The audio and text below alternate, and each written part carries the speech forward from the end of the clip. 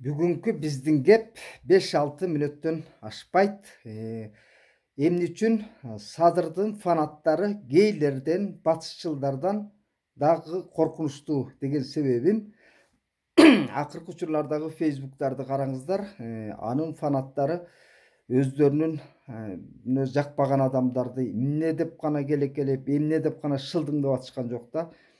Ооз калгыс сөздөр менен башкаларды ар кандай жарлыктар менен коомго жек көргөзүүнүн аракетин кылып атышат. Мындай аракет Садырдын өзүнө да аброй алып келбейт. Кыргызстандын ичин ар кандай бир өздөрү түшүнбөгөн түркөй ой менен чочулатып аткандардан улам мындай бир-эки тезис менен түшүндүрө кетким келет. Гейлер илимде бир миллион адамдын ичинен бирөө экөө чыгат экен да, бирок алар эч качан коомго массалык түрдө коркунуч жараткандар эмес. Ал эми Садырдын фанаттары массалык коркунучту жаратууда, демократияга коркунуч жаратып, бейөкмөт уюмдарды, ошол батышчыл көз караштагы гейлерди колдогон, лесбиянкаларга туура түшүнүк менен кабыл алгандарды булар демеле көрдөн алып жерге ыргытып атышат да. Ар бириңерде бала бар, небере чөбүрө бар, ата эне бар. Ойлонуп көрсөңөр, Кудай Тааланын жаратканына ким каршы болуп тура алат? Мен гейлерди, батышчылдарды колдоп аткан себебим бул чоң маданият, улуу сабырдуулук да. Менин себеби өз башымда кызым, чырактай кызым трансгендер болуп, ошо ЛГБТ мүчөсү болуп калгандан улам коомго бул теманы мен дайыма ачык, айрык, ачык түшүндүрүп келатам да. Себеби бул адамзаттын башына эбактан болуп келген нерсе.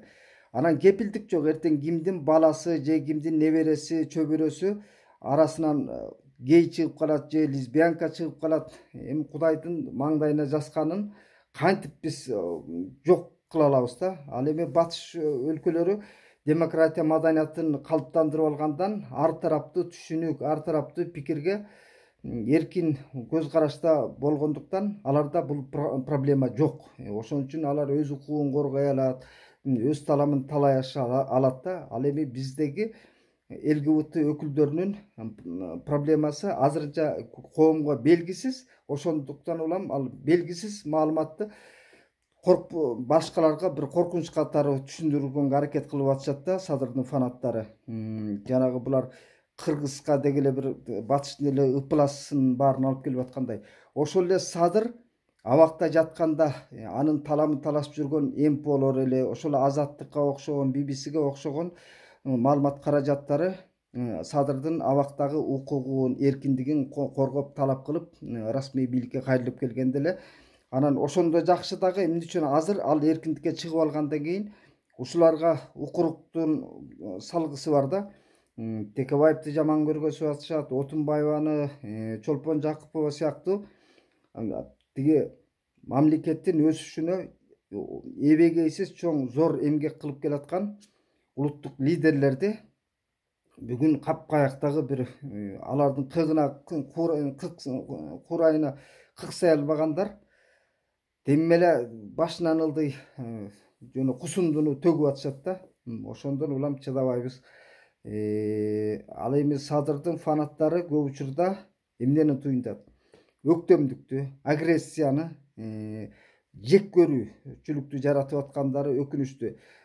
Коом бүгүн абдан өнүгүү процесси жүрүп атат да. Баш мыйзамдын тегерегиндеги баалуулуктар, парламентаризм идеясы менен авторитардык бийликтин жол талашы, президенттик башкаруу жакшыбы, парламенттик башкаруу жакшыбы дегенге коом бүгүн кайдыгер карабай баардык тарап ушундай рухий күрөш жүрүп атканынын өзү жакшы. Ошол эле убакта бир нерсени айткым келет. Азыр эле мен сыйлаган белгилүү философ, жазуучу Чоюн Өмүралиевге кайрылып телефон чалдым. Себеби ал киши 20 жылдан бери мамлекеттин концепциясы жөнүндө эмгектерин берип, мен да жарыялап келгем, бирок анын ичине чочулата турган жагдайларын автордун өзүнө айтып чалып, мен өзгөчө үй бүлө институтуна тиешелүү темасын кыскартып жарыялаганмын да. Себеби анда дагы ошо ЛГБТ өкүлдөрүн коомго желмогуз көргөзгөн, бейөкмөт уюмдарды мокочо көргөзгөн тезистер бар болчу да. Анан ошо кишинин атын жамынып мен урматтаган дагы бир аксакал Бекбосун Бөрбашев BBC каналына өткөндө интервью берди да. Азыркы баш мыйзамдын авторлору кимдер деген суроого келгенде ал киши тайсалдап айта албай атып анан Чоюн Өмүралиевдин атын атады, Казыр Кошалиев сыяктуучу. Мындай айтканда, ишенген кожоң суу какса дал-далынан тал карма дейт беле. Ошо анын сыңары Садырдын командасы бүгүн авторитеттүү, аттуу баштуу аксакалдарды эптеп көлөкө кылып, артына фон кылып чыккысы бар окшойт да.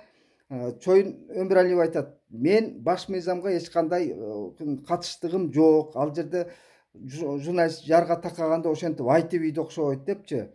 Мындай айтканда баш мыйзамдын автору ким жазганы белгисиз болуп, туңгуюк болуп атканда, анан ушундай интеллигенциянын өкүлдөрүнүн атын жамынып, ошолордун аты менен чайкоочулук кылып аткан Садырдын командасына кандай упай алып келет белгисиз.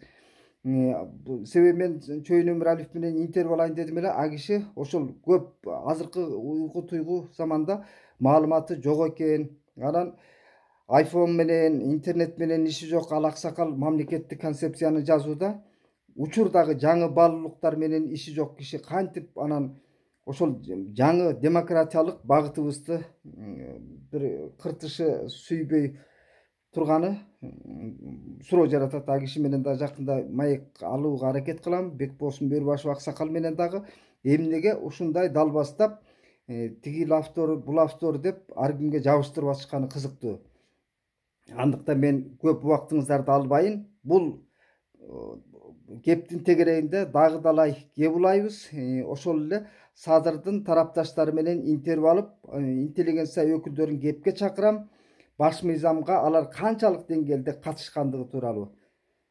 Убакыт бөлгөнүңүздөргө ыраазычылык.